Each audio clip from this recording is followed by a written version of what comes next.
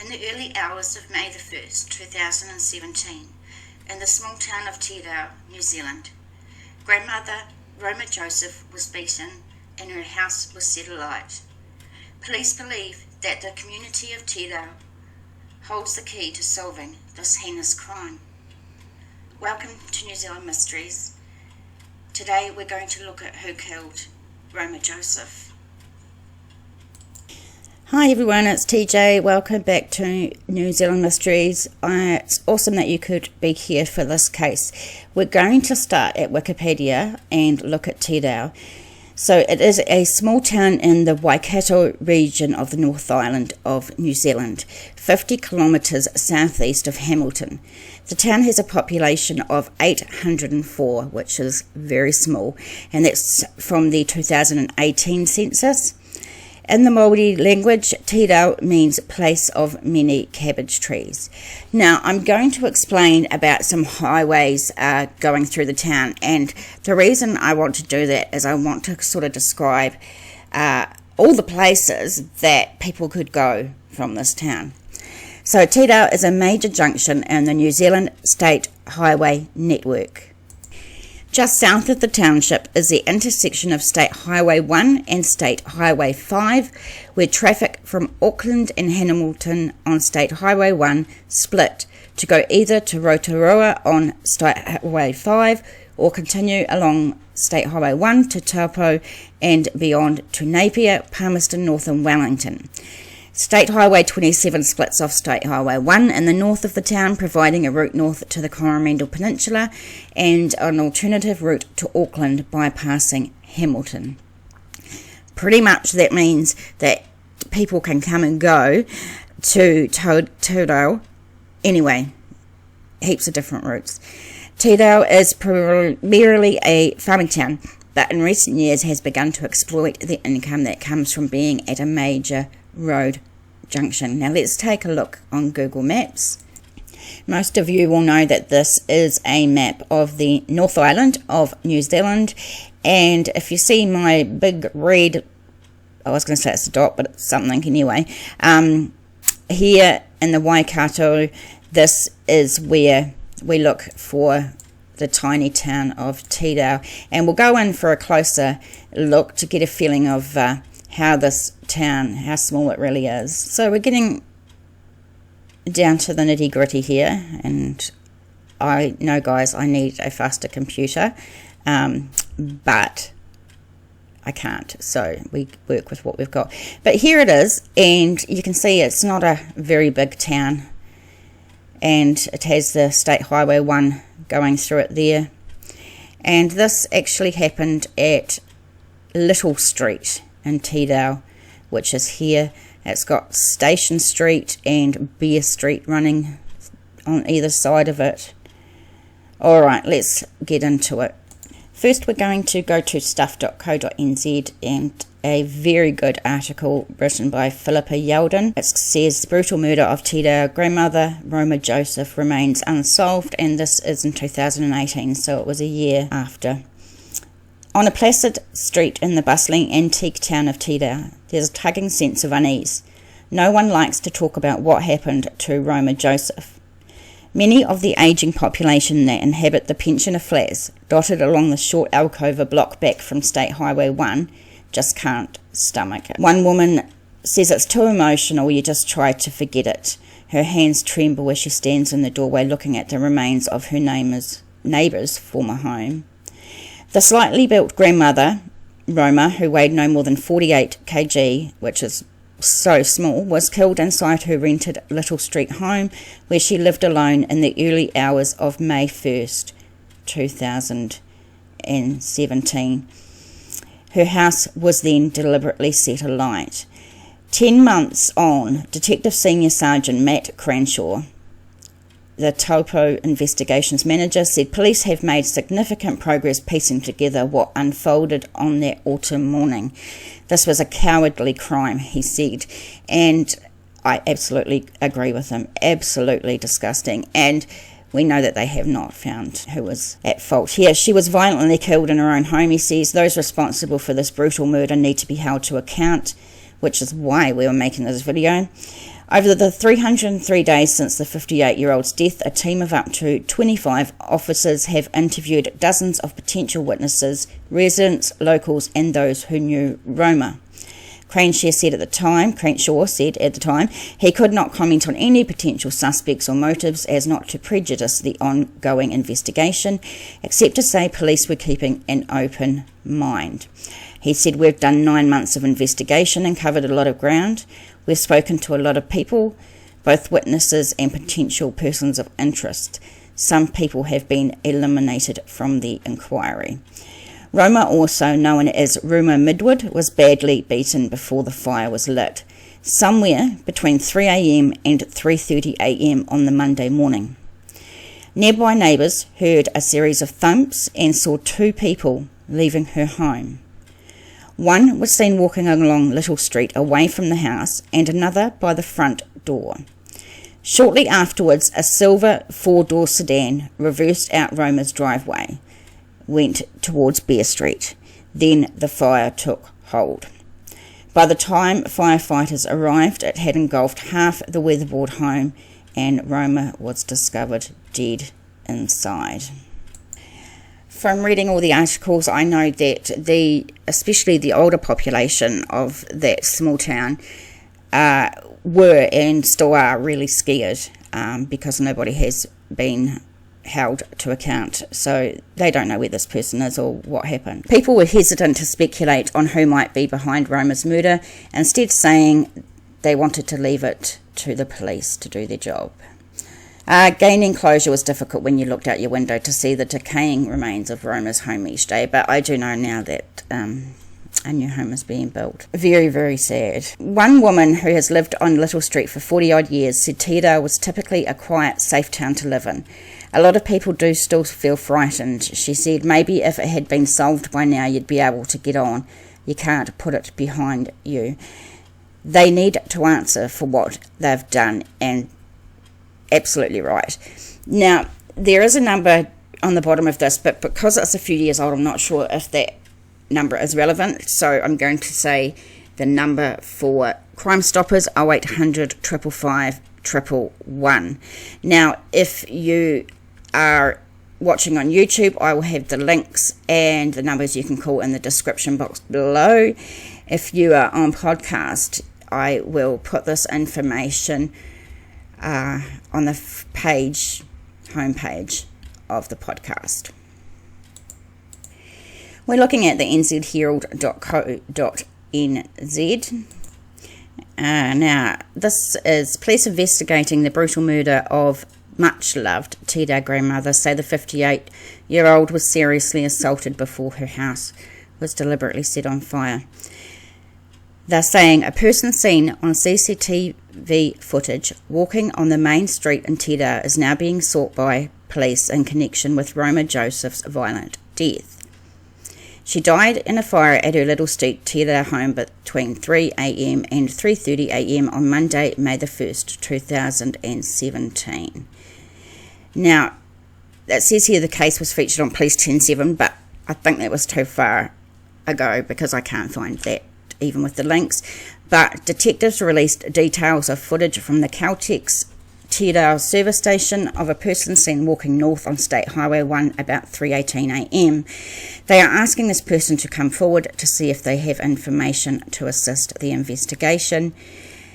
Detective said they aren't, or police said they're not suggesting that person was involved, but they may have some information that is useful. So we're going to have a very brief look, and if you look, you'd have to look very closely up into this sort of corner up in here, and as I play it, you'll briefly see someone walking across there, but indeed it is very, very hard to see.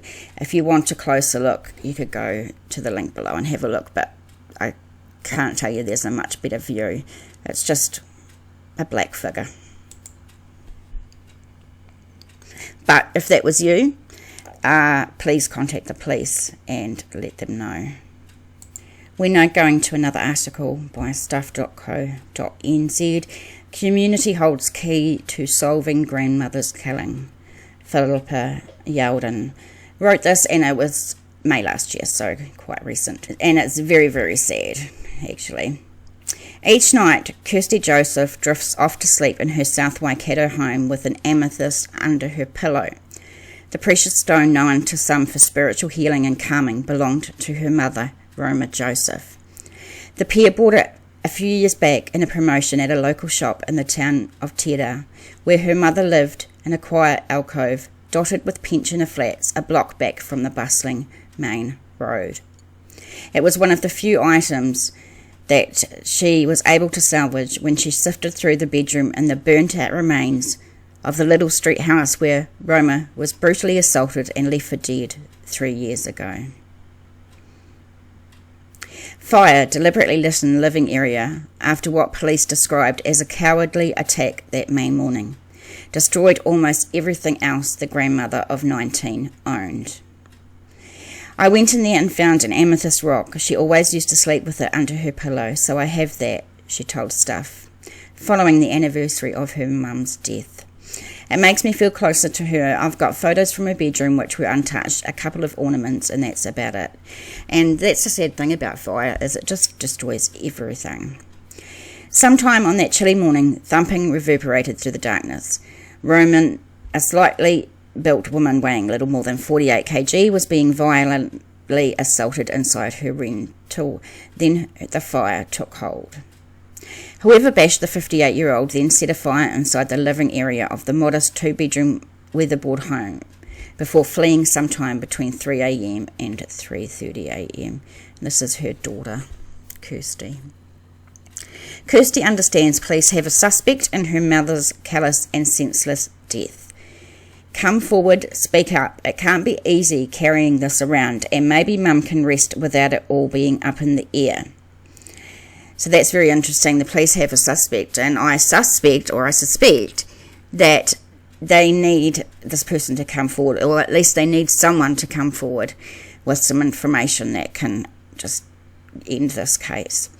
2 people were seen in the area at the time, one spotted walking along Little Street and another by the front door of Roma's house. Shortly afterwards, a silver 4-door sedan pulled away, gliding off towards Bear Street.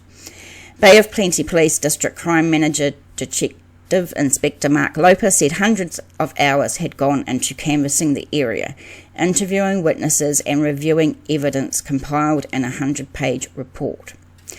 He said, "We believe we have spoken to those persons seen in the area and are awaiting further information from the community. This is solvable, but we need the assistance of the wider public and some vital information which the community holds before we can advance it." As time went on, allegiance changed, Loper said. Let's hope they've changed a little bit more. He said Roma's family will be missing her, especially during those special times like Mother's Day, birthdays and Christmas. Loper could not comment on any potential motive behind the assault or specify how the fire was lit, so as not to prejudice the ongoing investigation. But he warned whoever responsible that police were not going anywhere. He said everyone wants closure in something like this. It doesn't go away. Everyone wants closure in something like this. It doesn't go away. He urged anyone with new information to contact police anonymously via Crimestoppers on 0800 555 111. Kirsty has thought about her mother's last moments most days since she was killed, knowing she was likely alive when the fire was set, which is sickening, and it's barbaric. Waiting for an arrest was also difficult, she said. It won't change anything, but it will give us peace of mind, so we're not doing over everything in our minds to see what's happened, who did this and why. Down the sleepy street, a block back from the main highway through the town, known for its antiques and towering corrugated iron animals, the once decaying remains of Roma's house is showing signs of new life. Construction began on the new house last year. Plasterers have come and gone, and the walls inside are waiting for a lick of paint. A pile of timber lies at the fence line behind the green mailbox where Roma used to stop and throw a wave to her close neighbour. So that's really good. It's finally getting rebuilt. Joseph's whānau usually get together each year to remember the mother of 4. This year, Joseph made crafts with her children to remember their nanny Roma, who now has an extra few great-grandchildren. She said, "We just did our own thing in our own bubble. To Mum, family was everything. You could go to her for any advice. She was honest and very caring of her family." Those down Little Street whose front porches look across to Nanny Roma's home hope for the same. They're still filled with sadness. One said, "She was my good friend. I still miss her every day," says a neighbour. Roma's death rattled the neighbourhood. Residents were once too afraid to go out alone. One said, "Time goes on. People come and go, but you care about people who come into your surroundings."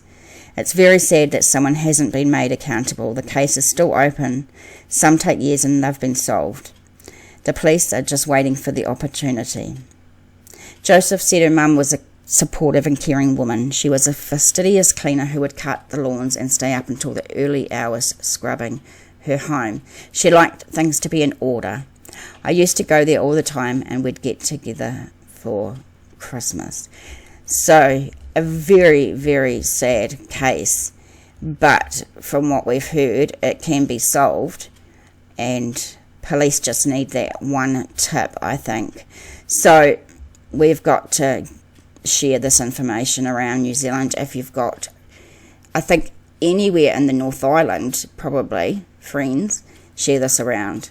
Let's hope that someone does the right thing and comes together or comes to the party and gives the police information.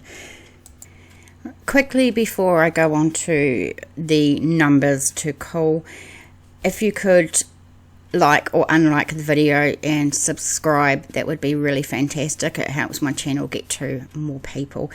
You can hit the notification bell and you can decide how you get or what videos you get notified of when I release them. If you have any information about who killed Roma Joseph, please call Crimestoppers on 0800 555 111. It is completely anonymous. Or you can just go on Google and type Crimestoppers and you can actually email them online as well.